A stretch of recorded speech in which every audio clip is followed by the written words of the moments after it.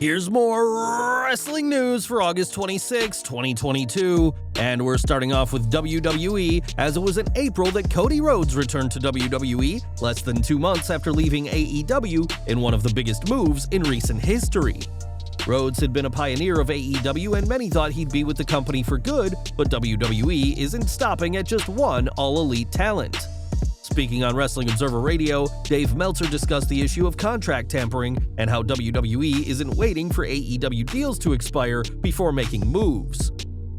AEW sent a legal letter to WWE about contract tampering. Apparently, there's been people going like, who's the person?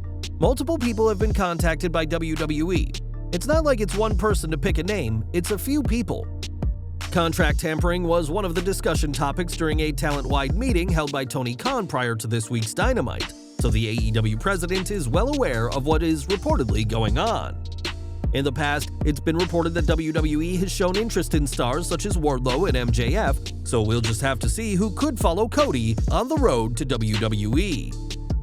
For the superstars in NXT 2.0, they dream of one day making it to the main roster and going on to have championship glory on Raw or SmackDown. Over the past few weeks, we've seen several ex-superstars return as part of the main roster, but now one name from the paint-splattered brand seems to be on their way up. According to PW Insider, there's been a lot of talk over the past week within several groups in WWE that Solo Sikoa could be called up soon, possibly as soon as next month. Sikoa is the younger brother of Jimmy and Jey Uso and the cousin of Roman Reigns, and it's expected that if he does get called up, it will be as part of the bloodline. It shouldn't come as a huge surprise, as rumors of Sikoa being fast-tracked to the main roster circulated earlier this year, as WWE wants to add some extra muscle to the bloodline stable. So far, Sikoa has yet to hold gold in NXT 2.0 and may not get the chance if he's set to join his brothers and cousin later this year as the next SmackDown superstar. During this week's AEW Dynamite, CM Punk lost the AEW World Championship in mere minutes to Jon Moxley, a decision fans did not see coming. Much of the story in the match was that Punk had been working hurt and that he had returned from injury too soon, and fans will learn more during tonight's Rampage. On Twitter, Tony Khan confirmed that exclusive backstage footage will be shared on tonight's show, documenting Punk immediately after what happened on Dynamite. Whether Punk is still dealing with his foot injury or if he's fully healed and this is a work, it's hard to say for sure, but we'll hopefully get some answers tonight on the road to next week's All Out pay-per-view. Prior to this week's Dynamite, Tony Khan had a talent-wide meeting to address some of the issues in the company today. After all, we've heard reports of wrestlers being unhappy, as well as claims that Khan has been hard to reach, and the AEW president wanted to address these claims head-on. The meeting also saw several other speakers, and according to PW Insider, it wasn't the AEW president who was the hardest going on the roster. Kenny Omega spoke, and was the harshest towards the locker room in what we are told by some came off as tough love, and by others as really heavy-handed. Some saw this as Omega trying to light a fire under the roster, and others felt differently. Omega only recently returned to AEW programming, but has been working behind the scenes with the company in recent months, despite his injuries. Like everyone in AEW, Kenny Omega wants the promotion to succeed despite the various reports at the moment, but his comments during this week's roster meeting haven't gone down well with everyone. Now, while AEW has never shied away from bringing up WWE, doing so on a seemingly near-weekly basis, the same can't be said the other way around. While WWE has made the odd reference or two to AEW over the past 3 years, it's nothing compared to how much AEW references WWE, but that could soon change. Sitting down with Chris Van Vliet of Insight, NWA owner Billy Corgan discussed WWE's virtual silence over AEW and said that with the new era of the company, it could bring an end to this.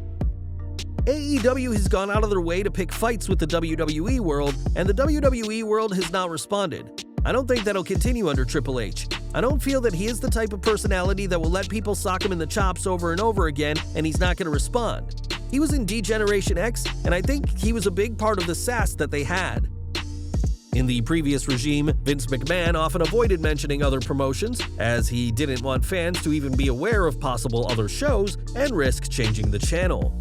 These are still early days for the new era of WWE, but if AEW are still after a war with the biggest professional wrestling promotion on the planet, then it's a war that Triple H could be happy to give them.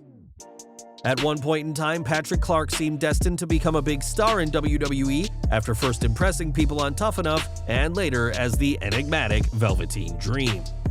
That was until April 2020, when Clark was accused of sending explicit photos to minors, and while WWE said that their investigation turned up nothing, Clark was released in May 2021, 5 months after his last match. Now, the former WWE superstar has popped up again and on Instagram shared a much different look. Clark looks seriously different from his days as Velveteen Dream, as he has ditched his colorful alter ego for a more mature appearance and attitude. While Clark has said he would like to return to NXT, there are serious doubts that Triple H will rehire him, and the former superstar will now have to make a name for himself outside WWE and possibly outside wrestling. Last November, John Morrison was released by WWE, bringing his latest stint in the company to an end.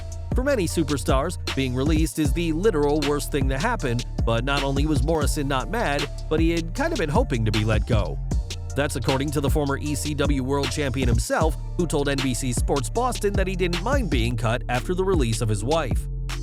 After Taya was gone, I didn't want to be there anymore. When I heard I was being released, I went through the 8 steps of grief, or 10, or however many, in like 30 seconds. From surprise to shock to regret to okay. Taya Valkyrie competed in WWE as Frankie Monet, but only had 6 matches in total before being released last November, 2 weeks earlier than her husband. Since being cut, the couple haven't teamed together, but did compete against one another in a Dirty Dishes match in March this year, and both seem happier doing their own thing outside of WWE. More from AEW as Colt Cabana had his first match in a very long time for the company this week, competing at the AEW Fight Forever event at Gamescom in Cologne, Germany. For fans in the US, the last time Cabana competed for AEW was back in March of this year, but it may be more than just a lack of creative that is keeping him from the ring. According to Dave Meltzer on Wrestling Observer Radio, there are those in the know that believe that CM Punk is to blame for Cabana's departure from the Dark Order as well as from AEW TV.